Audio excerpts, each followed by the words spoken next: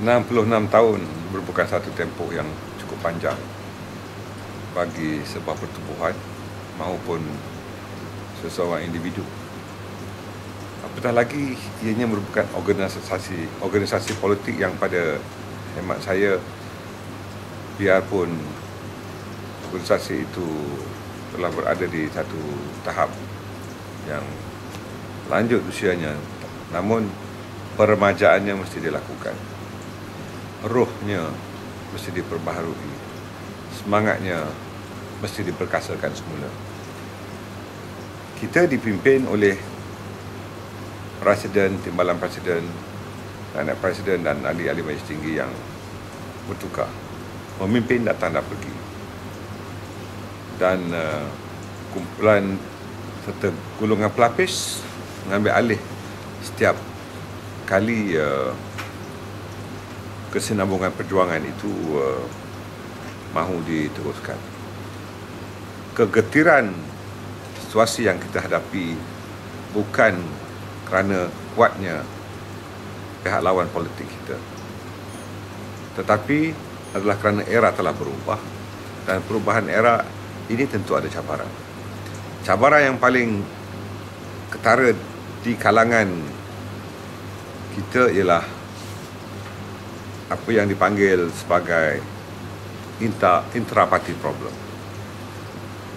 Kita harus melakukan muhasabah untuk membetulkan diri kita, baik di peringkat akar umbi, di peringkat pertengahan maupun di peringkat tertinggi. Kita jangan terlalu bergantung hanya kepada kekuatan Presiden dan Timbalan Presiden. Kita hendaklah membina kekuatan bukan untuk diri kita, tetapi kekuatan untuk parti kita, organisasi kita, agar ianya terus relevan kepada masyarakat. Apatah lagi, 42% daripada pengundi-pengundi sekarang ini terdiri pada generasi baru, generasi X dan generasi Y, yang rata-rata berumur 40 tahun ke bawah. UMNO mesti direlevankan dengan cita rasa mereka, dan inilah cabaran yang paling besar pada kita. Dan tentulah apa yang perlu kita lakukan ialah merelevankan UMNO dengan generasi X dan generasi Y dan juga generasi sebelum itu. Semoga kombinasi di antara yang lama dan yang baru ini akan terus menghidupkan UMNO sebagai satu wadah institusi sosial, bukan hanya organisasi politik pada orang Melayu, yang tidak mengenepikan kepentingan lain-lain bangsa, semua golongan rakyat Malaysia di negara kita. Kita tidak mahu wujud di mana kita tahu segala-galanya dan kita tidak mempunyai sebarang ruang untuk memperbaiki diri. Kita lihat banyak parti-parti politik di Eropah atau di Asia ini yang lama kewujudannya, tetapi apabila terantuk baru tenggadah.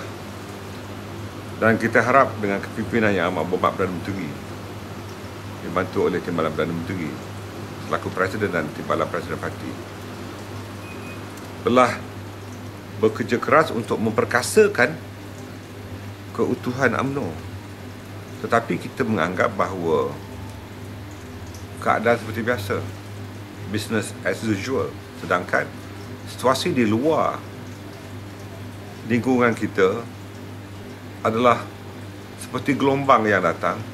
Tanpa ada kekuatan dalaman, kita tidak dapat mengatasi kehadiran gelombang itu. Oleh yang demikian,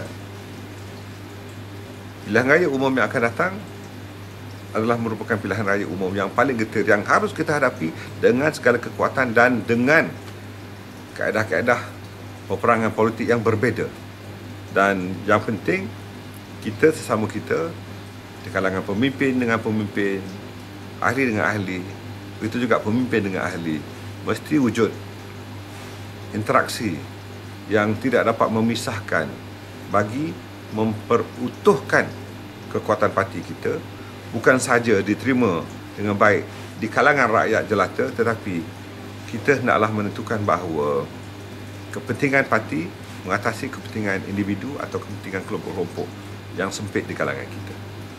Kita lihat ucapan dasar Presiden Parti dan juga ucapan penggulungan Presiden Parti setiap kali Perhimpunan Agung tidak pernah hanya menyebutkan perjuangan UMNO itu untuk perjuangan orang Melayu saja, bukan juga untuk perjuangan Bumiputera saja. Ianya berlandaskan kepada tulang belakang perjuangan iaitu Melayu dan Bumiputera. Namun Sunatullah telah menentukan bahawa kemajmukan rakyat di negara kita adalah kepelbagaian latar belakang budaya, agama dan bangsa. Dan ini harus diperjelaskan kepada rakyat banyak, kerana selama ini bukan hanya dasar tetapi pelaksanaan kerajaan yang kita kuasai adalah menjurus ke arah memperakui hak semua bangsa di negara kita. Dan pegangan inilah yang telah berjalan selama lebih 50 tahun pemerintahan UMNO yang menjadi latar belakang Parti Perikatan dan tulang belakang pada Barisan Nasional. Dan dasar ini hendaklah difahami oleh semua rakyat. Dan jika rakyat tidak jelas, maka menjadi tanggungjawab ahli-ahli UMNO memperjelaskannya kepada rakyat lain di negara kita. Dari dulu memang kebergantungan Kerak Kecil Pilihan Raya oleh Parti Perikatan dan Parti Komponen Barisan Nasional banyak kepada UMNO, kerana UMNO mempunyai jentera parti dan mempunyai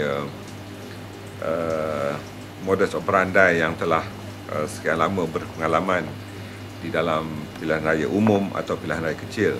Jadi kita pertamanya tidak boleh menambil dada bahawa kita mempunyai segalanya, dan parti politik yang lain juga tidak hanya boleh mengharapkan kepada UMNO untuk membantu mereka. Saya fikir di bawah kepimpinan Yang Amat Berhormat Datuk Seri Najib, kombinasi antara parti komponen dan UMNO telah menampakkan keberhasilannya, kerana walaupun mereka mengharapkan kepada UMNO, namun apabila ini dimaklumkan kepada mereka yang mereka harus ada jentera sendiri, ianya telah menampakkan perjalanan yang agak licin di semua peringkat. Dan saya harap ianya bukan hanya boleh berjalan setakat pilihan raya umum akan datang, tetapi ianya akan menjadi satu penanda arah yang baru jika kita mahu melihat UMNO dan Barisan Nasional terus relevan untuk semua generasi Malaysia di waktu-waktu mendatang.